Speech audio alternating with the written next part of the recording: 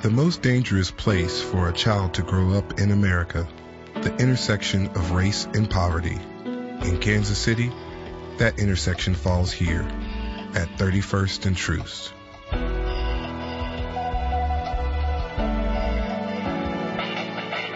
Every weekday morning, hundreds of children who woke up in homeless shelters or apartments with no furniture, plumbing, or heat, where sirens and gunfires punctured their sleep, emerged from this intersection to find refuge behind these doors.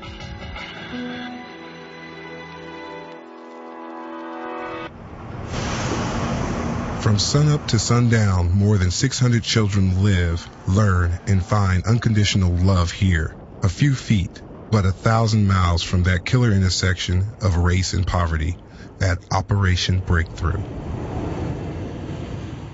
You can do it because you have initiative. Very good. And initiative means we try. Thank you. My name is Marilyn Driver. I'm a teacher at Operation Breakthrough. February the 14th, I was here 29 years. I want them to learn mostly that they are somebody and that they can do anything that they want. All they have to do is have initiative and try. That's it. Click.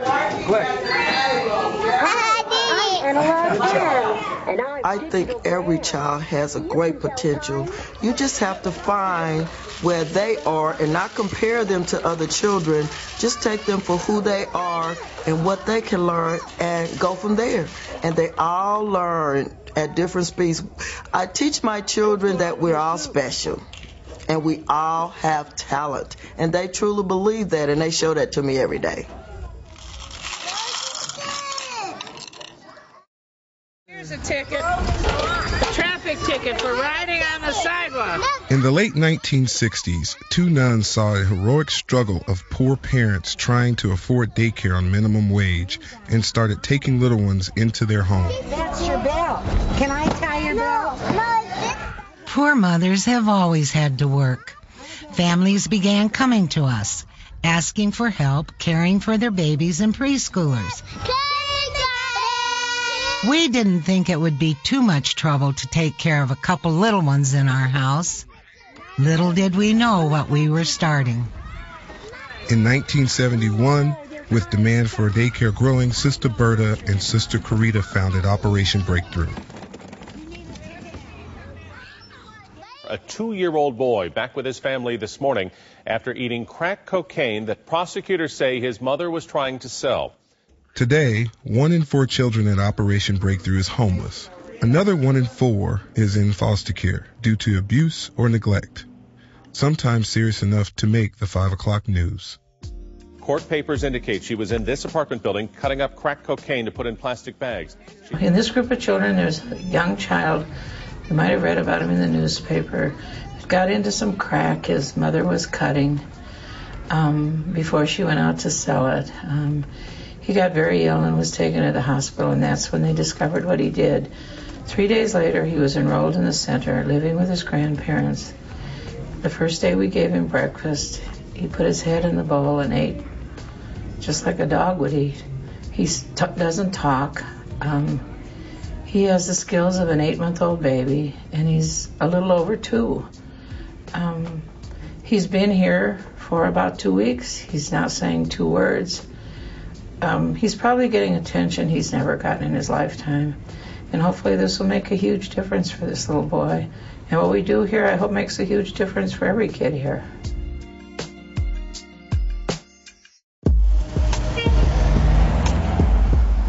Providing nationally accredited child care so that parents can work and support their families is at the heart of Operation Breakthrough's mission.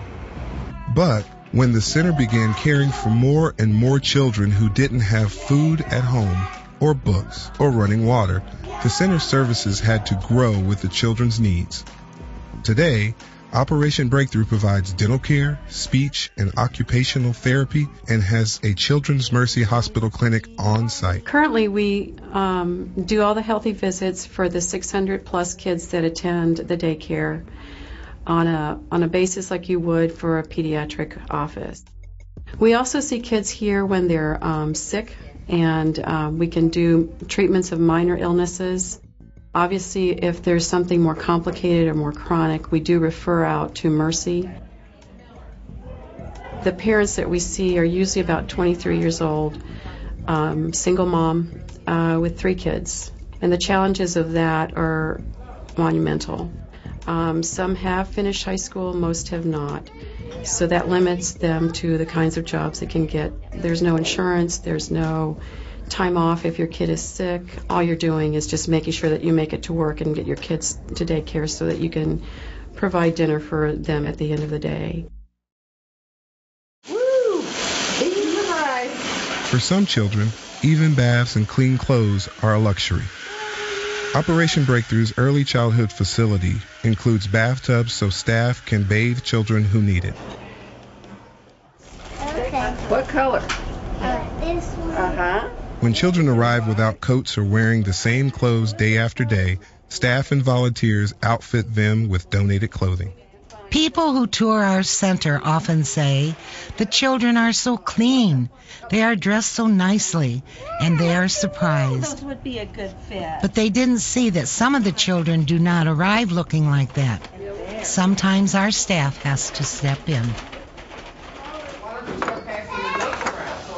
For many children, meals at Operation Breakthrough are the only food that they can count on. Some little ones hide food in their pockets for later. Older children often ask for extra helpings on Friday.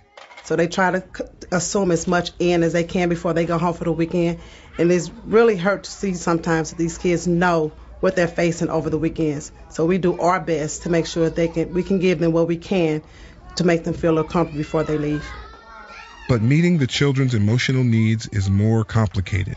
Operation Breakthrough has 5 therapists working with children who have been abused or otherwise traumatized. You're seeing how I feel. Therapists have worked with children as young as 5 who have depression or other mental health issues serious enough to require hospitalization. A child can only play that which they have experienced, or they can start to imagine and create, which comes at older ages.